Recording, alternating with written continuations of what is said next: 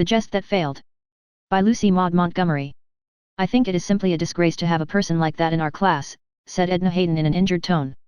And she doesn't seem a bit ashamed of it, either, said Agnes Walters. Rather proud of it, I should say, returned her roommate, spitefully. It seems to me that if I were so poor that I had to room myself and dress as dowdily as she does that I really couldn't look anybody in the face. What must the boys think of her? And if it wasn't for her being in it, our class would be the smartest and dressiest in the college, even those top lofty senior girls admit that. It's a shame, said Agnes, conclusively. But she needn't expect to associate with our set. I, for one, won't have anything to do with her. Nor I. I think it is time she should be taught her place. If we could only manage to inflict some decided snub on her, she might take the hint and give up trying to poke herself in where she doesn't belong. The idea of her consenting to be elected on the freshman executive. But she seems impervious to snubs. Edna, let's play a joke on her. It will serve her right. Let us send an invitation in somebody's name to the senior prom. The very thing. And sign Sidney Hill's name to it. He's the handsomest and richest fellows at Payzant, and belongs to one of the best families in town, and he's awfully fastidious besides. No doubt she will feel immensely flattered and, of course, she'll accept. Just think how silly she'll feel when she finds out he never sent it. Let's write it now, and send it at once. There is no time to lose, for the prom is on Thursday night. The freshman co-eds at Payzant College did not like Grace Seeley, that is to say, the majority of them. They were a decidedly snobbish class that year. No one could deny that Grace was clever, but she was poor, dressed very plainly, dowdily, the girls said, and roomed herself, that phrase meaning that she rented a little unfurnished room and cooked her own meals over an oil stove. The senior prom, as it was called, was the annual reception which the senior class gave in the middle of every autumn term. It was the smartest and gayest of all the college functions, and a Payzant co-ed who received an invitation to it counted herself fortunate. The senior girls were included as a matter of course, but a junior, soph, or freshie could not go unless one of the senior boys invited her. Grace Seeley was studying Greek in her tiny room that afternoon when the invitation was brought to her. It was scrupulously orthodox in appearance and form, and Grace never doubted that it was genuine, although she felt much surprised that Sidney Hill, the leader of his class and the foremost figure in all college sports and societies, should have asked her to go with him to the senior prom. But she was girlishly pleased at the prospect. She was as fond of a good time as any other girl, and she had secretly wished very much that she could go to the brilliant and much talked about senior prom. Grace was quite unaware of her own unpopularity among her class co-eds, although she thought it was very hard to get acquainted with them. Without any false pride herself, and of a frank, independent nature, it never occurred to her that the other Payzant freshies could look down on her because she was poor, or resent her presence among them because she dressed plainly. She straightway wrote a note of acceptance to Sidney Hill, and that young man naturally felt much mystified when he opened and read it in the college library next morning. Grace Seeley, he pondered. That's the jolly girl with the brown eyes that I met at the Philomathic the other night. She thanks me for my invitation to the senior prom, and accepts with pleasure. Why, I certainly never invited her or anyone else to go with me to the senior prom. There must be some mistake. Grace passed him at this moment on her way to the Latin classroom.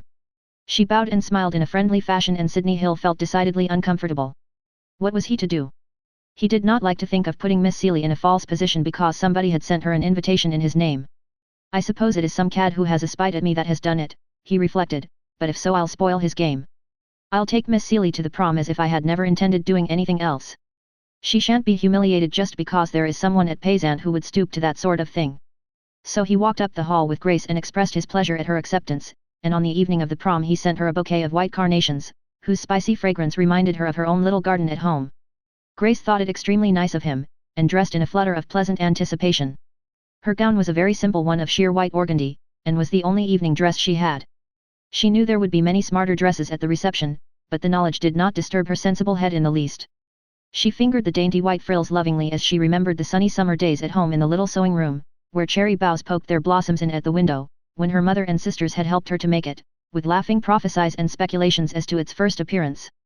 Into seam and puff and frill many girlish hopes and dreams had been sown, and they all came back to Grace as she put it on, and helped to surround her with an atmosphere of happiness. When she was ready she picked up her bouquet and looked herself over in the mirror, from the top of her curly head to the tips of her white shoes, with a little nod of satisfaction. Grace was not exactly pretty, but she had such a bright, happy face and such merry brown eyes and such a friendly smile that she was very pleasant to look upon, and a great many people thought so that night. Grace had never in all her life before had so good a time as she had at that senior prom. The seniors were quick to discover her unaffected originality and charm, and everywhere she went she was the center of a merry group. In short, Grace, as much to her own surprise as anyone's, found herself a social success. Presently Sydney brought his brother up to be introduced, and the latter said, "Miss Seeley, will you excuse my asking if you have a brother or any relative named Max Seeley?" Grace nodded. "Oh, yes, my brother Max. He is a doctor out west." "I was sure of it," said Murray Hill triumphantly. "You resemble him so strongly. Please don't consider me as a stranger a minute longer, for Max and I are like brothers. Indeed, I owe my life to him. Last summer I was out there on a surveying expedition, and I took typhoid in a little out-of-the-way place where good nursing was not to be had for love or money. Your brother attended me and he managed to pull me through. He never left me day or night until I was out of danger, and he worked like a Trojan for me." "Dear old Max," said Grace, her brown eyes shining with pride and pleasure. "That is so like him. He is such a dear brother and I haven't seen him for 4 years. To see somebody who knows him so well is next best thing to seeing himself." "He is an awfully fine fellow," said Mr. Hill heartily, "and I'm delighted to have met the little sister he used to talk so much about. I want you to come ever and meet my mother and sister.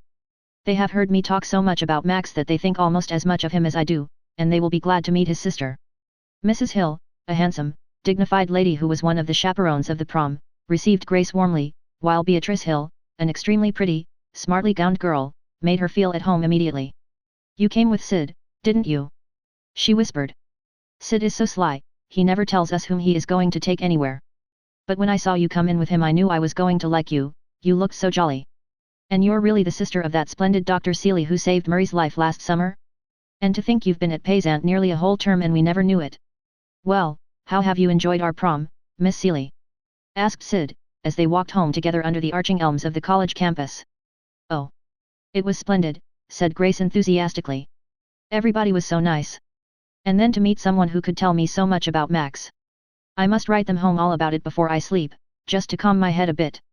Mother and the girls will be so interested, and I must send Lou and Mab a carnation apiece for their scrapbooks." "Give me one back, please," said Sid.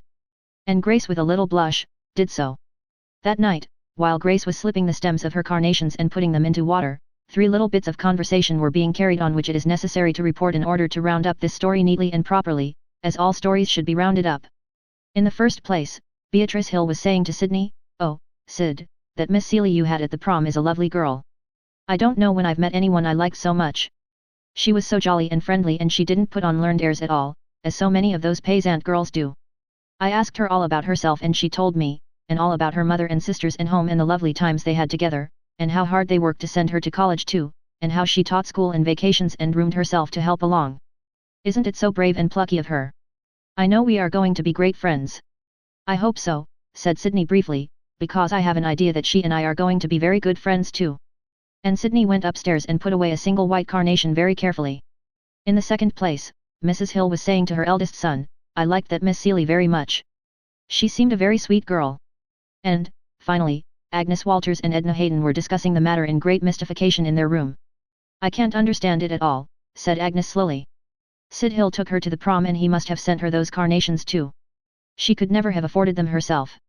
And did you see the fuss his people made over her?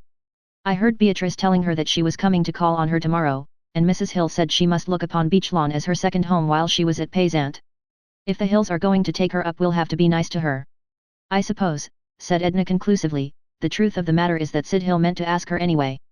I dare say he asked her long ago, and she would know our invitation was a fraud. So the joke is on ourselves, after all.